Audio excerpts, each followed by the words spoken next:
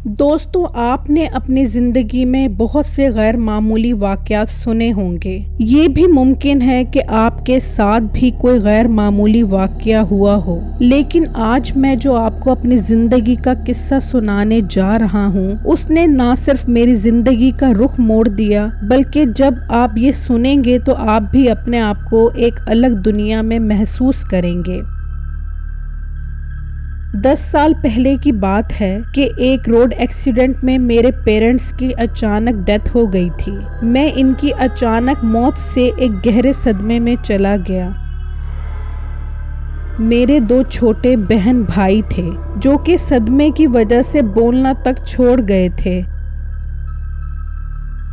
ایک دن میرے خواب میں میرے فادر آئے اور انہوں نے مجھ سے کہا، ہماری موت کا وقت تو طے تھا، اسی لیے ہم اپنے وقت پر اس دنیا سے چلے گئے، لیکن اگر تم سب بہن بھائی ایسے صدمے میں رہے تو میری اور تمہاری ماں کی روح بے چین رہے گی۔ تمہیں اپنے چھوٹے بہن بھائیوں کا سہارا بننا ہے۔ ابھی وہ اتنا ہی بولے تھے کہ اچانک میری آنکھ کھل گئی۔ مجھے اپنے اندر ایک غیر معمولی طاقت محسوس ہوئی۔ تبھی سے میں نے ارادہ کر لیا کہ میں اس دکھ کو اپنے اندر سے نکال کر اپنے بہن بھائیوں کا سہارا بنوں گا۔ میرے اپنے فادر کی ڈیتھ کے بعد ہمارے گھر میں کوئی کمانے والا نہیں تھا۔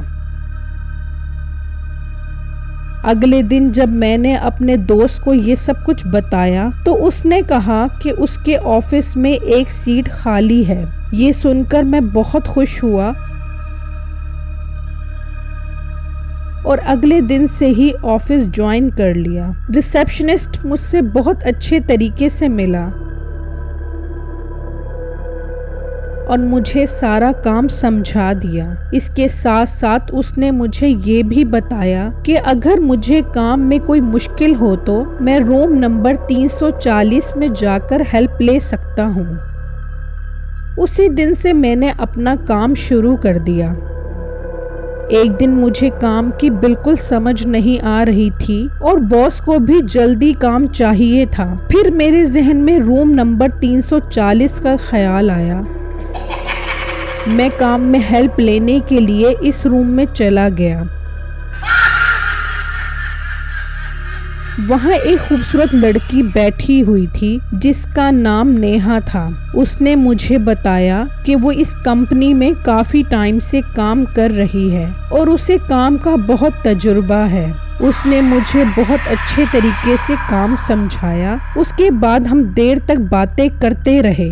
اس نے ایک ایسی بات بتائی جسے سن کر میں دنگ رہ گیا۔ اس نے کہا کہ اس آفس میں کام کرنا میرے لیے ٹھیک نہیں ہے کیونکہ اس آفس میں روحوں کا سایہ ہے۔ میرے پوچھنے پر اس نے بتایا کہ 10 سال پہلے اس آفس میں ایک مینیجر کام کرتی تھی۔ اس کے کولیگ نے اس پر کمپنی کا پیسہ چوری کرنے کا الزام لگا دیا اور پھر اس کا خون کر دیا اور سب کے سامنے یہ ثابت بھی کر دیا کہ اس نے خودکشی کی ہے۔ اب وہ اس آفس میں کسی مینیجر کو ٹکنے نہیں دیتی اور مجھے بھی نقصان پہنچا سکتی ہے۔ میں اس کی باتوں کو مذاق سمجھ کر وہاں سے چلا گیا۔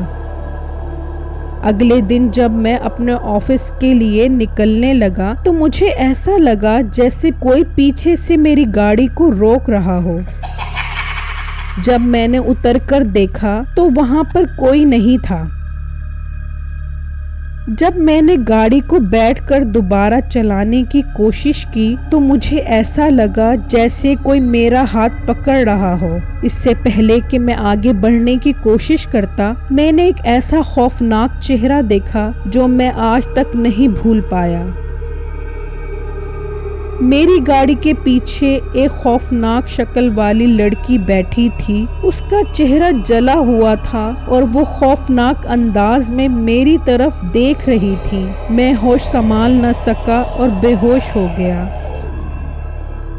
اگلے دن میں نے نیہا کو جا کر سب کچھ بتایا۔ اس نے کہا کہ اس لڑکی کی روح ابھی تک تڑپ رہی ہے، اسی لیے وہ اپنی موت کے بعد سے لے کر آج تک کسی بھی انسان کو اپنی جگہ نہیں دیکھ سکتی۔ اب میں بری طرح ڈر گیا تھا اور مجھے ایسا لگ رہا تھا جیسے میرے اندر سے کوئی میری روح کو کھینچ رہا ہو۔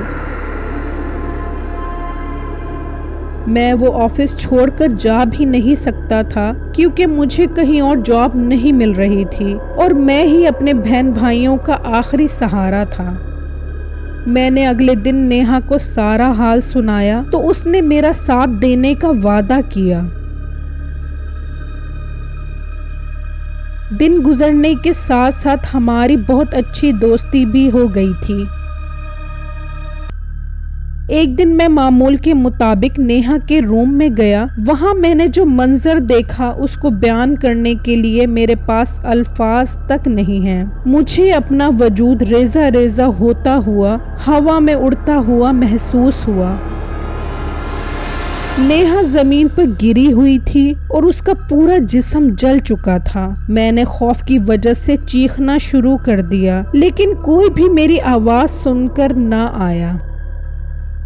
میں سب کو یہ بات بتانے کے لیے بھاگا۔ میں نے اپنے دوست کو بتایا کہ روم نمبر 340 میں ایک لڑکی کی لاش ہے۔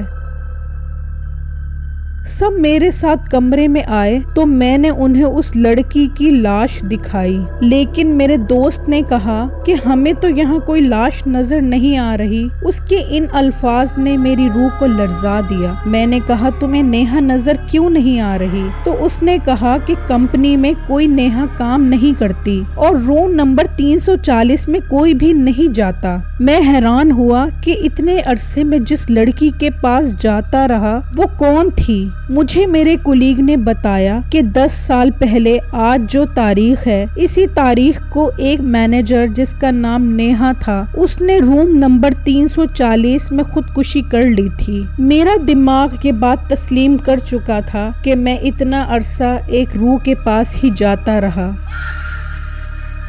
پھر میں نے پورے آفس کو یہ بات سمجھائی کہ اس نے خودکشی نہیں کی تھی۔ پھر پولیس تحقیق ہوئی اور قاتل کو سزا مل گئی، جو آج بھی اسی آفس میں کام کرتا تھا۔ اسی رات میرے خواب میں نیہا آئی اور کہا آج 10 سال بعد میرے قاتل کو سزا ہو گئی، میری روح کو سکون دینے کا شکریہ۔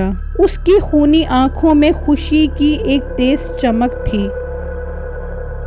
اس کے بعد میں نے اپنا آفس روم نمبر 340 میں سیٹ کر لیا۔ نیہا مجھے اس دن کے بعد پھر کبھی نظر نہیں آئی۔